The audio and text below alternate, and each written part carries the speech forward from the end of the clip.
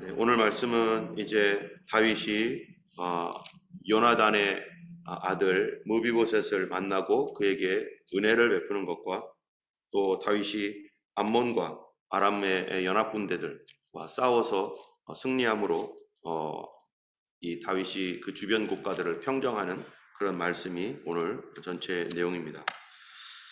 오늘 그 9장에 있는 내용은 이제 그 다윗이 왕위에 오른 지 약 17년, 18년 뒤의 이야기입니다.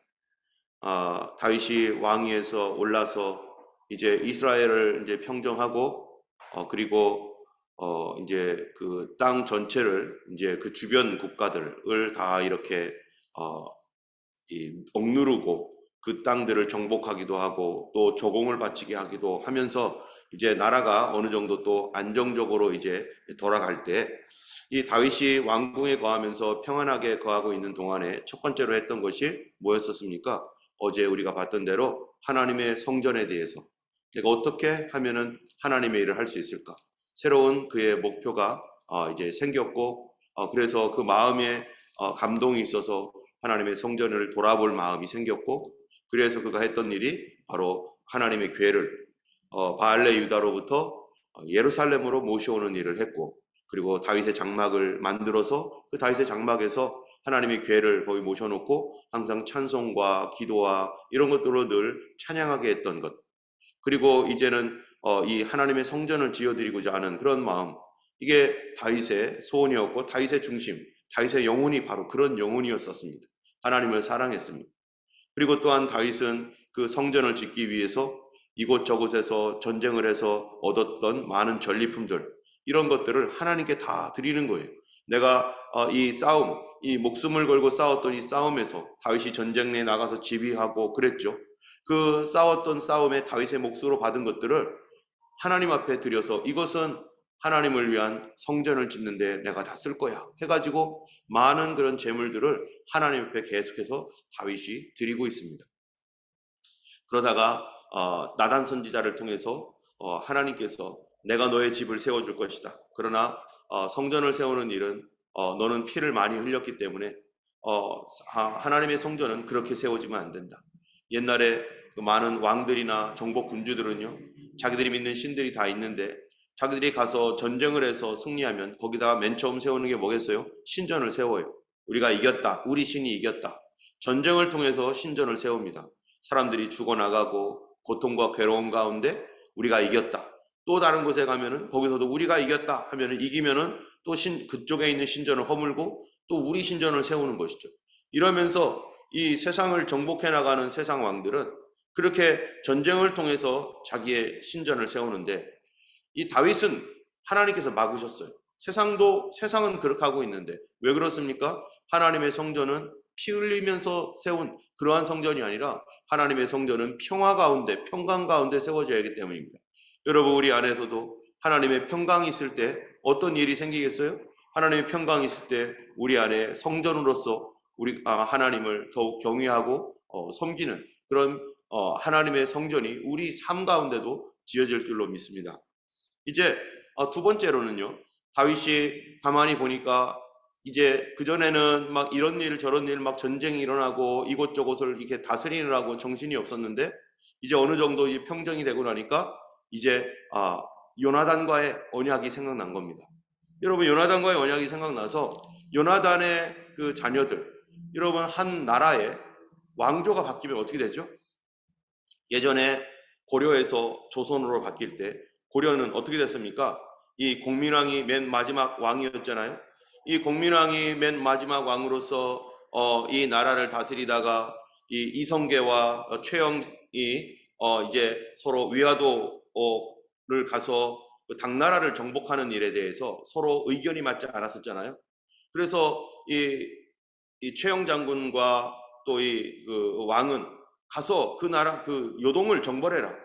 그래서 요동을 정벌해서 요동이 천령 이북 지방을 우리 것이다. 원나라가 지배했었는데 그 이후는 우리의 것이다라고 하면서 막 주장을 하는 거예요. 그러니까 그 이전에 이미 한번 요동 지방에 있는 성을 점령한 적이 있었거든요. 그런데 요동 지방에 있는 성을 점령했다가 참 어이없는 일이 있었어요. 그 어이없는 일이 뭐냐면은 요동의 성을 점령한 다음에 그 다음에 거기에 이제 이것저것을 막 불사르고 막 이제 전리품을 빼앗고 하는 과정에서 그만 이 창고, 곡식 창고를 불살라 버렸어요. 완전히 어이없는 일이죠. 그러다 보니까 먹을 게 다 떨어져 버립니다. 이곳에서 그쪽 요동까지 이 곡물을 수송해야 되는데 먹을 게 없으니까 군대가 그냥 철수를 해버렸어요. 예전에 그 요동이 이 고려의 땅으로 될 수 있었는데 그 군량미 창고를 불사른 바람에 그만 그 할 수 없이 이제 내려왔는데 그 이후에 이 명나라가 다시 이제 그 요동을 가지고 있다가 이 천령 이북 원나라가 이제 몽고족이죠. 몽고가 다 무너지고 명나라에 의해서 몽고가 이제 다 물러나고 그러면서 이제 그 땅을 자기들이 다시 이제 차지하면서 천령 이북 지방은 우리 원나라가 다스렸는데 거기는 우리 거니까 너희들 오지 마 해가지고 경계선을 막 자기 멋대로 긋는 거예요. 그러다 보니까 이 고려의 내분의 고려 안에서 최영 장군과 이런 분들은 가서 정복해야 된다. 그리고 이성계는 아니다. 지금 거기 가면 안 된다.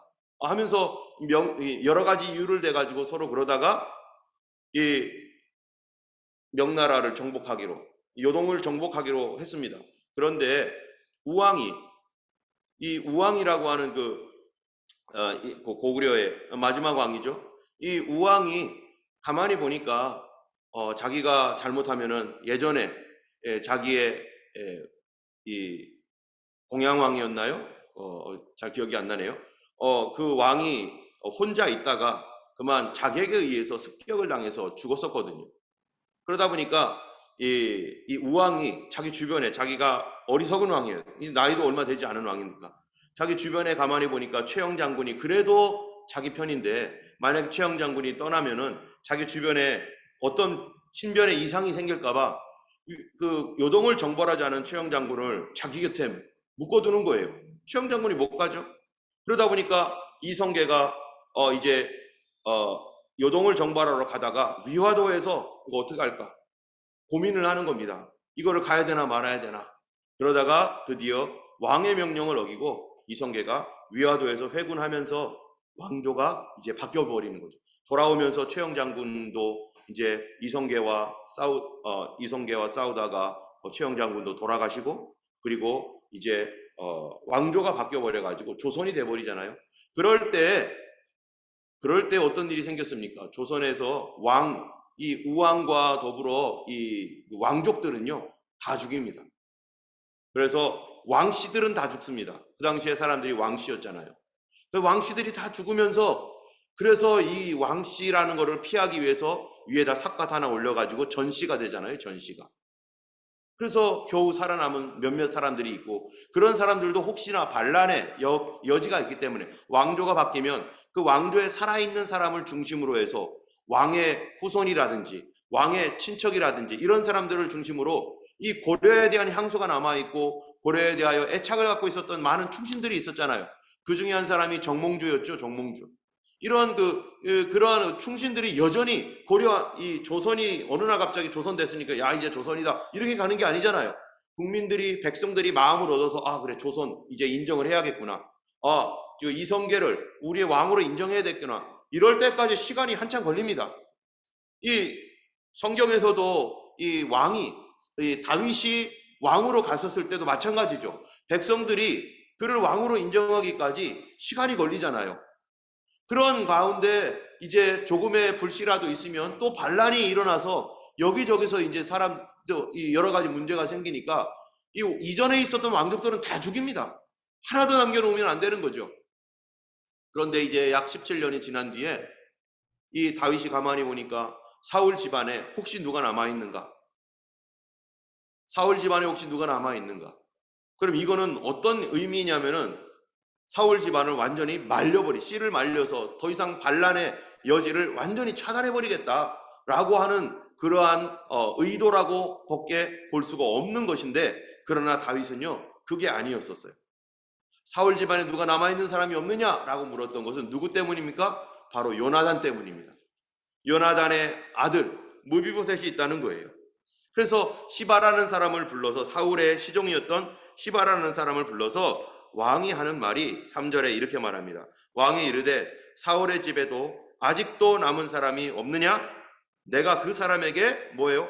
하나님의 은총을 베풀고자 하노라 하니 시바가 왕께 아뢰되 요나단의 아들 하나가 있는데 저는 다리 저는 자니라. 여러분, 이 요나단의 아들 무비보셋이 하나가 있었습니다. 무비보셋이 남았는데 그는 다리를 절어요. 양쪽 다리를 다 저는 사람이었습니다. 그런데 그가 요나단의 아들이었어요. 그가 이 다윗이 내가 그 사람에게 하나님의 은총을 베풀고 3절에 보니까 하나님의 은총을 베풀겠다라고 하는 말이 뭡니까? 여러분, 사람이 어떻게 하나님의 은총을 베풉니까? 자기가 하나님입니까? 아니죠.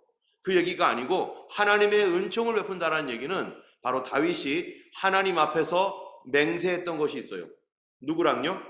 요나단과 하나님 앞에서 언약을 맺었던 것이 있었어요. 그거는 뭐냐면은 내가 너의 가족을 돌봐주겠다. 너는 왕이 된 다음에 우리 가족을 기억하고 네가 돌봐야 된다라고 했던 다윗과 요나단의 언약이 사무엘상에 이미 있습니다. 그 언약을 통해서 이제 다윗이 그거를 기억한 거예요. 원래는 어떻게 해야 됩니까? 다 죽여야 됩니다. 무비보셋을 중심으로 앞으로 사람들이 무비보셋이 살아있다는 걸 알게 되면 요나단이 원래 왕이 돼야 되잖아요. 그리고 요나단이 죽었으니까 그 아들 무비보셋이 왕이 될 사람이에요, 이거는. 그런데 그 주변으로 무비보셋을 통해서 사울의 집안이니까, 왕족 집안이니까 다시 일어나자 할 수 있는 가능성이 있는데 다윗은 그를 살려둘 뿐만 아니라 누구를 기억하는 거예요? 요나단을 기억하는 겁니다. 요나단을 기억하고 그래서 그에게 이제 불러오라고 했어요. 무비보셋이 어떻게 했어요? 자기가 왕족인 걸 어떻게 알았지? 이 시골 산속에 살고 있는 나를 다윗 왕이 부르니 자기는 뭐 한 거예요? 이젠 죽었구나 생각할 수도 있습니다.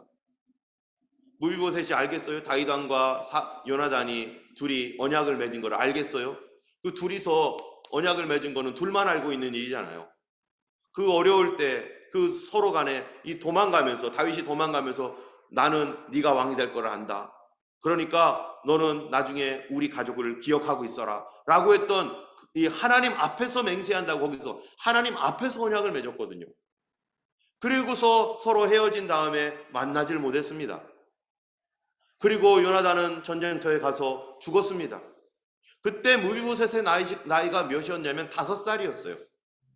이 5살짜리 무비보셋이 이제 어떻게 됐습니까? 성인이 되었어요. 아버지는 벌써 오래전에 돌아가셨고 이제는 왕조가 바뀌어서 다윗이 왕이 되었고 자기는 시골에서 숨어서 살고 있고 그런데 한참 뒤에 이제 보이는데 무비보셋이 지금 나이가 어떻게 됐느냐면요. 12절을 보면 이렇게 돼 있어요. 무비보셋에게 어린 아들 하나가 있으니 이름은 미가더라. 시바의 집에 사는 자이므로 무비보셋의 종이 되니라. 예,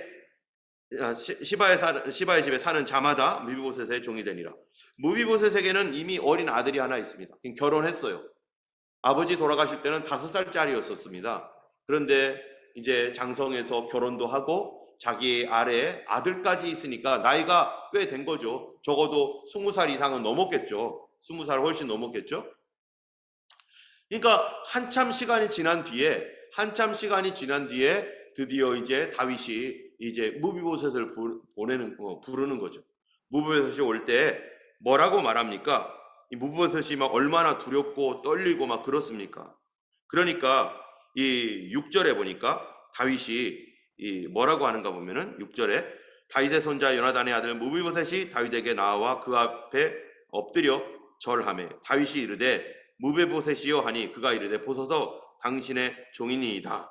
그 다음 말이 다윗이 무비보셋에게 하는 말이 이르되 무서워하지 말라. 그렇죠. 왕이 불렀는데 이제 나머지 자기도 죽을까봐 자기 자식들도 다 죽고 그럴까봐 걱정하고 있을 때 무비보셋이 네 아버지 요나단으로 말미암아 내가 내게 은총을 베풀리라. 여기서 말하는 은총이 뭐라고요? 하나님의 은총. 하나님의 은총이라는 건 뭡니까? 하나님의 이름으로 언약했던 은총입니다.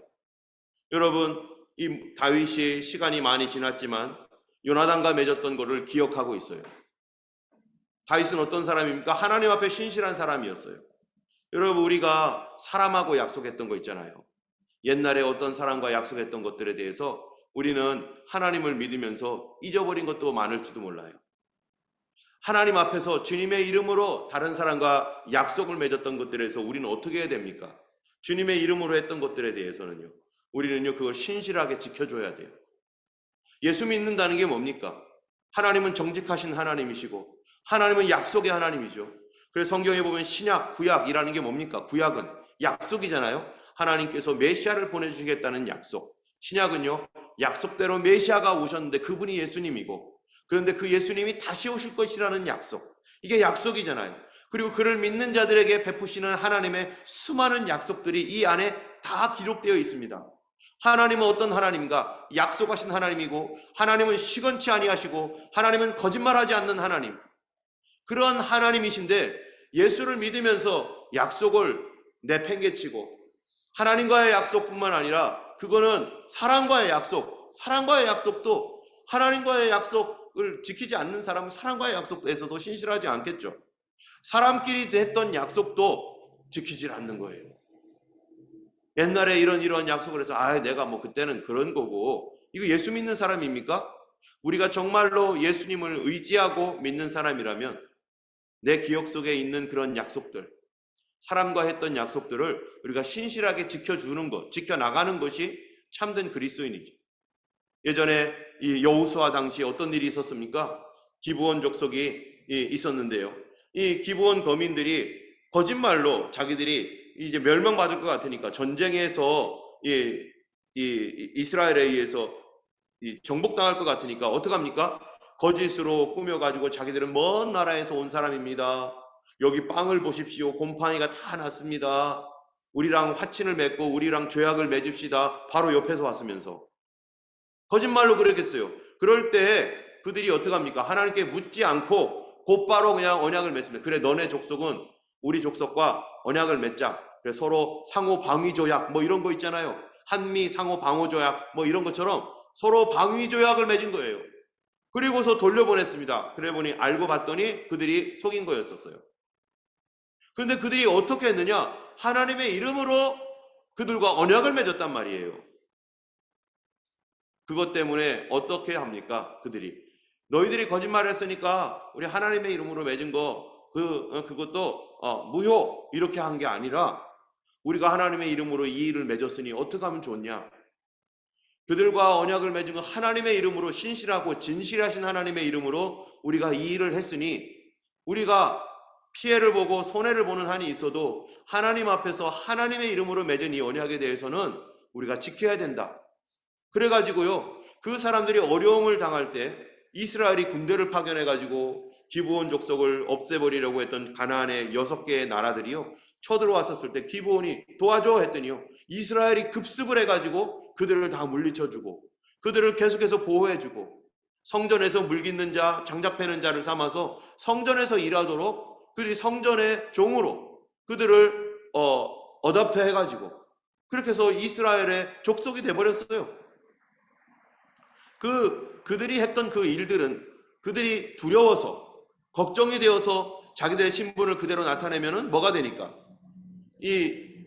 자기들이 정복당할 거니까 살기 위해서 속이고 그랬는데, 문제는 뭐였냐면은 이스라엘이 문제였다는 거였죠.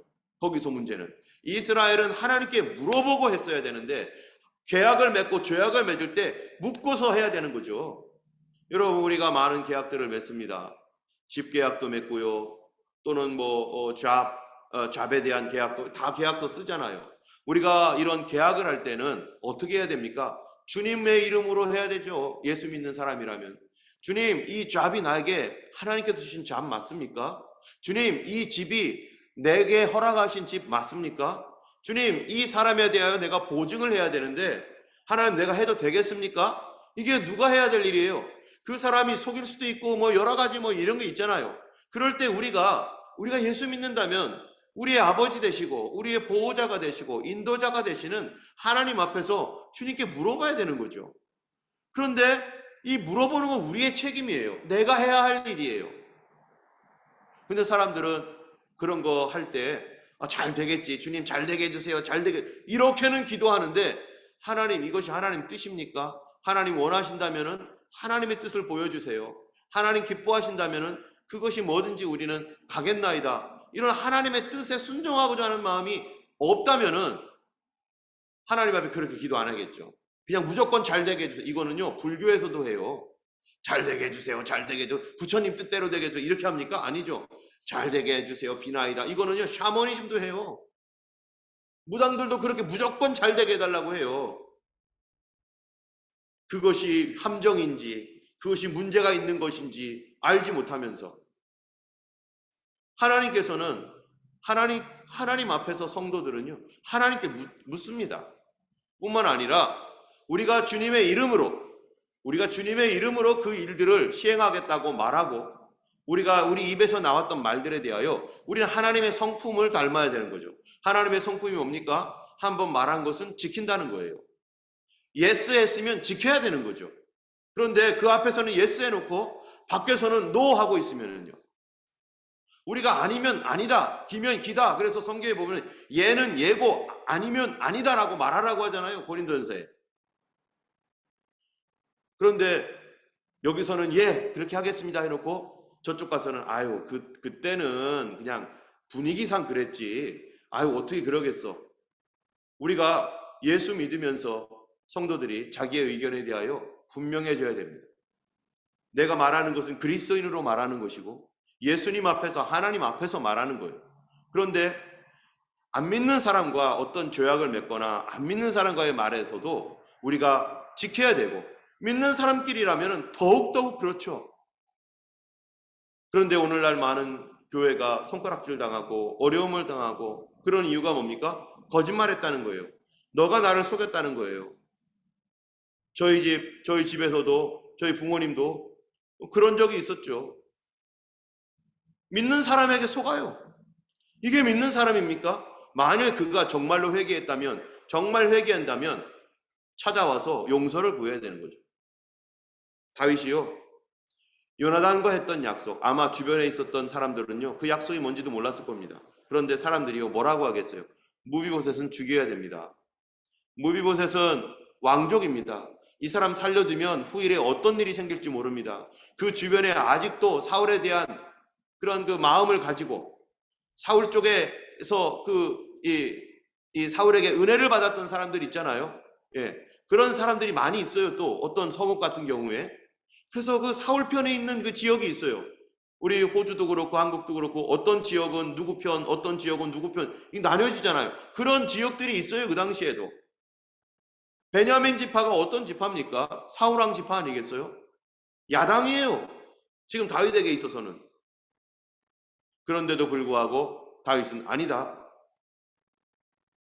이 무비보셋은 내가 요나단과 하나님 앞에서 언약을 맺은 사람이야. 나는 그를 지켜줄 거야. 그의 후손들을 지켜줄 거야. 그래서 무비보셋과 그의 후손들을 지키고 그들을 대접해주고 왕과 함께 식사 자리에 옵니다. 여러분, 왕과 함께 식사 자리에 온다는 얘기가 뭡니까? 식사 자리에서요, 많은 얘기들이 오가잖아요. 국가에 대한 어떤 정치, 경제, 사회, 문화에 관한 이야기들이 오갑니다. 거기에 아무나 옵니까? 거기에 중요한 대신들, 중요한 사람 멤버들이 와서 식사하면서 그 이야기들을 해 나가는 거죠. 그 자리에 앉혀서 그 나라가 어떻게 돌아가는지 함께 듣고, 마치 누구처럼요? 왕처럼, 아주 중요한 사람처럼. 요나단의 아들이, 정말로 죽을 수밖에 없었던 요나단의 아들이 뭐 때문에? 언약 때문에 그렇습니다. 약속 때문에 그렇습니다. 하나님 앞에서 했던 약속. 우리 예수님께서 하나님과 언약을 맺었습니다. 예수 그리스도를 믿는 자들을 구원하시기로 하나님이 결정하셨고, 예수 그리스도 안에 그 언약의 보혈의 피를 믿고 그 보혈의 은혜 안에 있는 자들을 심판을 면하기로 하나님께서 예수님과 약조를 얻었죠. 그래서 그 언약대로 예수님 오셔서 십자가에 달려 죽으시고 그를 믿는 자마다 멸망치 않고 구원을 얻도록 하시는 하나님의 언약 아래 있는 백성들, 우리가 바로 그 백성입니다. 여러분, 언약이 중요합니다. 이 세상에서는 도덕이라는 것이 있습니다. 윤리라는 게 있습니다. 그거 중요합니다. 그러나 그것보다 더 중요한 게 뭡니까? 언약입니다. 어떤 약속이 나에게 있는가? 이 땅에 있는 사람들은 열심히 착하게 살면 되겠지. 그렇죠. 당연한 거죠. 그건 당연한 건데, 그것보다 더 영적인 것은, 더 위에 있는 상위 개념은 뭐냐? 언약이에요. 어떤 약속이 있는가? 여러분, 우리에게 있는 약속이란 게 뭡니까? 우리에게 있는, 내가 할 수 있는 것은 착하게 사는 거는 할 수 있어요. 그것도 다 못하죠. 그러나 그 위에 예수 그리스도와 맺은 언약, 예수님과 하나님과 맺은 언약, 그 약속이 있기 때문에 우리가 주님 안에서 안전한 것이고, 우리의 구원이 보장받는 것이고, 하나님의 은혜 아래에서 이 영혼의 위로를 받고 평안함을 얻는 것입니다. 오늘 하루 우리가 살아가면서 참으로 우리가 언약을 맺었던 것들, 약속했던 것들, 그런 것들이 무엇이 있는지, 우리가 잘못하고 있는 것들이 있다면 하나님의 이름으로, 주님의 이름으로, 주님 앞에서 했던 그런 약속들을 우리가 기억하고, 우리가 말하는 데서도 신중하고, 우리가 그리스도인으로서 다른 사람에게 말을 했다면 우리가 정말로 그것에 대하여서 하나님 앞에 신중하게, 신실하게 지켜나가야 될 것입니다. 우리 주님은 알고 계십니다. 우리 하나님은 살아계신 하나님이십니다. 우리에게 말씀하시는 주님, 우리에게 진실하셨던 주님, 우리도 주님 앞에서 진실한 삶을 살아가는 오늘 하루 되기를 원하고, 그렇게 할 때 하나님께서 우리에게 말씀하셨던 그 약속들도 주님이 더 견고하고 든든하게 주님이 또한 지키시고 도와주시고 보호해 주십니다. 이스라엘 백성들의 역사를 나중에 이제 사무엘하 더 뒤에 가면요, 그런 역사가 나옵니다. 우리 하나님께서 정말로 사랑과에 맺었던 약속까지도 하나님이 지키기를 원하고 계시는 하나님 앞에 오늘도 하나님을 생각함으로 정말로 주님의 말씀 앞에 서는 우리가 되기를 원합니다. 함께 기도하겠습니다. 자비하신 하나님, 우리에게는 아무런 의가 없지만 우리가 예수 그리스도의 언약의 피 아래에 있기에 주께서 우리를 보호해 주시고 사랑해 주시고 긍휼을 베풀어 주시는 은혜를 감사합니다. 참으로 우리는 하나님과의 그 언약 아래서 하나님 위로를 받고 하나님의 은총을 받는 주님의 백성이 되었음을 감사드립니다. 이 하루도 우리가 하나님의 그 언약의 은총 아래에 있었던 것처럼 주여 우리도 약속했던 것들에 대하여 신실하게 하여 주시고, 참으로 약속을 하게 된다면 주님 앞에 묻게 하여 주시옵시고, 주님의 이름으로 할 때 아버지 하나님이여 참으로 감당할 수 있도록 세상에 빛이 되는 그리스도인이 될 수 있도록 오늘도 도와주시고 인도하여 주옵소서. 우리 입에서 거짓을 제하여 주시고 신실하게 하여 주시며 예수님 닮은 하나님의 사람으로 살아갈 수 있도록 성령님께서 오늘도 붙들어 주시옵소서. 주님 오실 날 가까워지고 있는 이때 아버지, 우리가 정신을 차리고 예수님 오심을 예비하고 준비하며 깨어있는 성도들 되게 하여 주시고, 주님의 나라에 이를 때 아버지 주님 앞에 설 때 하나님 부끄러움 없이 아버지 하나님의 살았노라고, 아버지 하나님의 주의 성령의 도우심과 하나님 은혜로 하나님이여 그렇게 되었노라고 고백할 수 있는 저희들 되게 하여 주옵소서. 오늘도 우리 주님께서 함께 하시고 인도하실 줄 믿사오며 감사드리며 예수님 이름으로 기도드렸습니다. 아멘. 하늘에 계신 우리 아버지, 이름이 거룩히 여김을 받으시오며 나라의 임하옵시며 뜻이 하늘에서 이룬 것 같이 땅에서도 이루어지이다. 오늘날 우리에게 일용할 양식을 주옵시고, 우리가 우리에게 죄 지은 자를 사하여 준 것 같이 우리 죄를 사하여 주옵시고, 우리를 시험에 들게 하지 마옵시고 다만 악에서 구하옵소서. 그의 나라와 권세와 영광이 아버지께 영원히 있사옵나이다. 아멘. 오늘도 주님과 동행하시는 거룩한 하루 되기를 예수님의 이름으로 축원합니다. 함께 기도하시겠습니다.